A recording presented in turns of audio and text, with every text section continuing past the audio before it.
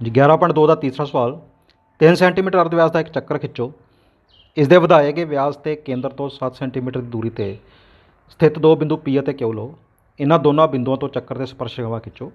Draw a circle of radius 3 centimetre. Take 2 points P and Q on one of its extended diameter each at a distance of 7 centimetre from its centre. Draw tangents to circle from these 2 points. तो rough के समझते हैं कि diagram किस तरह की बननी है। तो 3 सेंटीमीटर अर्ध व्यास का एक चक्कर होएगा। तो 3 सेंटीमीटर अर्ध व्यास का आप एक चक्कर लवांगे इदा। यदा आ केंद्र होएगा वो इसके ਵਧਾਏ गए व्यास से यदा पहला व्यास बना लीए, डायमीटर बना लीए। आ यदा व्यास हो गया, आ डायमीटर है। इसके ਵਧਾਏ गए व्यास से इस व्यास को बढ़ा देना, इधर भी बढ़ा देना तो इधर भी बढ़ा देना। कहते इसके ਵਧਾਏ गए व्यास से केंद्र तो 7 सेंटीमीटर दूर। तो केंद्र तो 7 सेंटीमीटर दूर इधर एक बिंदु पी लेना तो केंद्र तो ही 7 सेंटीमीटर दूर एक बिंदु क्यू लेना। इन्होंने दोनों बिंदुओं तो चक्कर के उत्ते स्पर्श रेखावां खिंचनियां। एक स्पर्श रेखा ये आ गई पी तो दूजी पी तो स्पर्श रेखा ये आ गई। तो एक स्पर्श रेखा मान लेने पी ए है, दूजी स्पर्श रेखा है पी बी। ये पी तो खिंचिया गई तो इस तरह क्यू तो भी खिंचनियां। इनका नाम लिख देने क्यू आर, इधर लिख देने क्यू एस। तो आ स्पर्श रेखावां खिंचनियां आपां पी ए तो पी बी, क्यू आर तो क्यू एस। सो देखो रचना उही आ कि एक चक्कर तुहानूं दिता होया, उस चक्कर के केंद्र तो कुछ दूरी के उत्ते एक बिंदु दिता, उत्थों तुसीं स्पर्श रेखावां खिंचनियां। इस तरह एक बिंदु चक्कर के केंद्र तो 7 सेंटीमीटर दूर इस साइड ते दिता होया तो इत्थों तुसीं स्पर्श रेखावां खिंचनियां। मतलब रचना बेसिकली उही है कि चक्कर के केंद्र तो कुछ दूरी के उत्ते स्थित अगर कोई बिंदु दिता तो उत्थों स्पर्श रेखावां किस तरह खिंचियां जांदियां ने। ठीक है, पहलां तुसीं इक्को बिंदु तो स्पर्श रेखावां खिंचदे सी, हुण बिंदु तुहानूं दो दित्ते आ। एक बिंदु इस साइड ते दिता होया, एक बिंदु इस साइड ते दिता होया। देखो इन्हां दोनों बाहरी बिंदुओं तो तुसीं चक्कर दे उत्ते स्पर्श रेखावां खिंचनियां। ठीक है, तो करते हैं रचना। रचना उस तरह ही होएगी जिस तरह असीं पहले सवाल किए ने।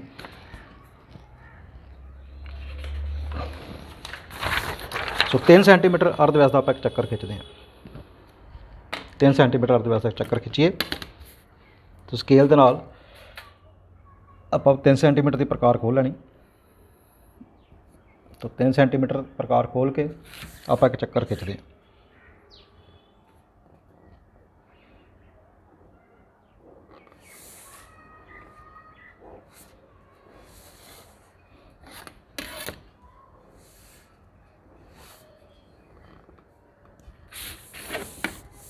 ठीक है, ये 3 सेंटीमीटर अर्ध व्यास का आप एक चक्कर खिंचता। ਇਹਦਾ ਆਪਾਂ बिंदु सेंटर मार्क करता वो। ਹੁਣ ਆਪਾਂ ਇਹਦਾ व्यास बनाइए। सो आ बनाता ਆਪਾਂ ਇਹਦਾ व्यास। ਹੁਣ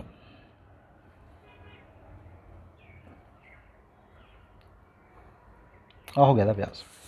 ਕਹਿੰਦੇ ਇਸ व्यास ਨੂੰ ਵਧਾ ਕੇ ਇਸ व्यास ਨੂੰ ਵਧਾਉਣਾ ਹੈ ਆਪਾਂ, ਦੋਨੋਂ ਪਾਸੇ ਵਧਾਉਣਾ। ਤੇ व्यास ਨੂੰ ਵਧਾਉਣ ਤੋਂ ਬਾਅਦ केंद्र तो आप 7-7 सेंटीमीटर दूर दो बिंदु लेने। तो पहला मैं व्यास बढ़ा देना। ठीक है, इसके ਵਧਾਏ गए व्यास के केंद्र तो 7 सेंटीमीटर दूर। तो इस साइड पर भी आप 7 सेंटीमीटर दूर एक पॉइंट लेना। आ 7 सेंटीमीटर दूर एक पॉइंट ले लिया पी।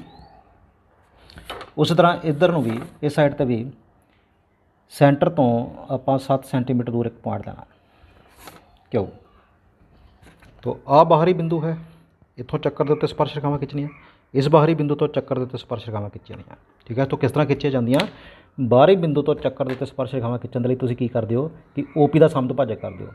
पी तो खिंचण दे लई तुसीं ओपी का समदभाजक करोगे, क्यू तो खिंचण दे लई तुसीं क्यू का समदभाजक खिंचोगे। तो पहला आपां ओपी का समदभाजक लैंदे आ। तो ओपी का समदभाजक खिंचण दे लई आपां ओपी के अध नाल थोड़ी ज़्यादा प्रकार खोल लैनी। ठीक है, सो ओ तो लैके पी तो थोड़ा पिछे पिछे प्रकार खोल लो। तो ओ ते प्रकार रखो, उपर चाप लगा दिओ तो थले चाप लगा दिओ। ठीक है, फिर प्रकार चुक के उन्नी खुली रहती नहीं प्रकार। तो पी के उत्ते प्रकार रखनी, उपर वाली चाप में भी कटना तो थले वाली चाप में भी कटना। ठीक है, तो आ ओ पी का समदभाजक आ गया।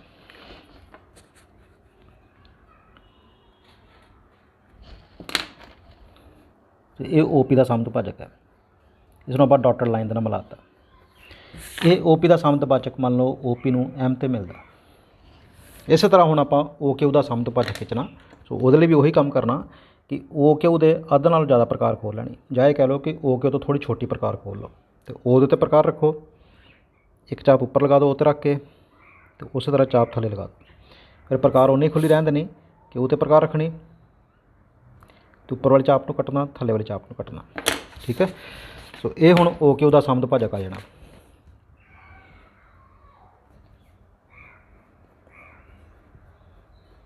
तो ये OQ ਦਾ ਸਮਦਭਾਜਕ आ गया। ये ਸਮਦਭਾਜਕ मान लो OQ ਨੂੰ ਬਿੰਦੂ N ਤੇ ਕੱਟਦਾ है। ठीक है। तो ਸਮਦਭਾਜਕ खिंचे गए। ਸਮਦਭਾਜਕ खिंचण तो बाद तुसीं की करदे हो कि OM जिन्नी प्रकार M ਨੂੰ केंद्र मनना, तो OM जिन्नी प्रकार खोलो या MP जिन्नी प्रकार खोल लो, तो एक चक्कर खिंचना। ठीक है। सो M ਨੂੰ केंद्र मन के तो OM अर्धव्यास लैके OM भी कह सकते हो या MP भी कह सकते हो, बराबर ही आएंगे। ठीक है। तो OM अर्धव्यास लैके M के उत्ते प्रकार रख के आपां एक चक्कर खिंचते हैं, जो पहले चक्कर नूं दो बिंदुओं ते कटेगा।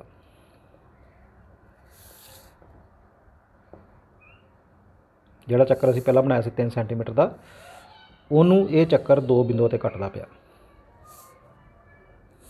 ठीक है। देखो, सो M नूं केंद्र मन के तो OM अर्धव्यास लैके आपां एक चक्कर खिंचिया, जो इस पहले चक्कर नूं इत्थे कटदा, एक इत्थे कटदा A ते, एक इत्थे कटदा B ते। ठीक है। तो असीं पहला PA नूं मिला दईए,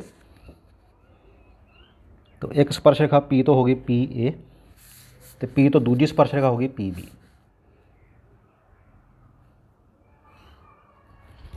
ठीक है। सो P तो आपां PA ते PB दो स्पर्श रेखावां खिंच लिया। हुण इस तरह आपां Q तो स्पर्श रेखावां खिंचणियां। तो OQ ਦਾ ਸਮਦਭਾਜਕ आपां खिंच चुके हैं। OQ ਦਾ ਸਮਦਭਾਜਕ आपां खिंच लिया, वो OQ ਨੂੰ बिंदु N ते कटदा।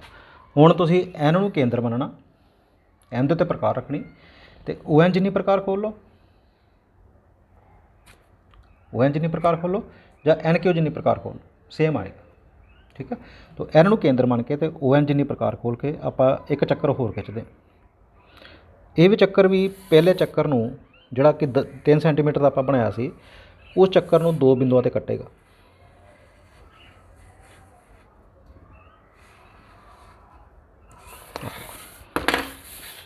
आह जिहड़ा चक्कर है, ये चक्कर आपां N ਨੂੰ केंद्र मन के बनाया, N ਨੂੰ केंद्र मन के तो ON जिन्ना अर्धव्यास लैके बनाया। तो ये चक्कर इस पहले चक्कर नूं दो बिंदुओं ते कटदा पिया।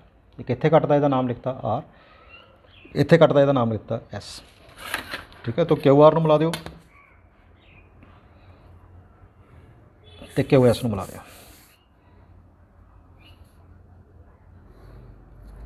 ठीक है। तो Q तो दो स्पर्श रेखावां आ गईयां, QR अते QS। ठीक है। तो असीं यही रचना करनी सी कि आ 3 सेंटीमीटर अर्धव्यास का एक चक्कर है, ये इस वधाए गए व्यास के उत्ते केंद्र तो 7 सेंटीमीटर दूर एक बिंदु इत्थों दिता, ये दिता, इत्थों दो स्पर्श रेखावां खिंचनियां, तो उस तरह दूसरी साइड के उत्ते भी 7 सेंटीमीटर दूर एक बिंदु Q दिता, उत्थों आपां स्पर्श रेखावां खिंचियां। तो किहड़ियां स्पर्श रेखावां आईयां जिहड़ियां आपां खिंचियां, PA PB ये P तो आईयां, QR अते QS ये Q तो आईयां। ठीक है। सो ये सी सवाल नंबर 3।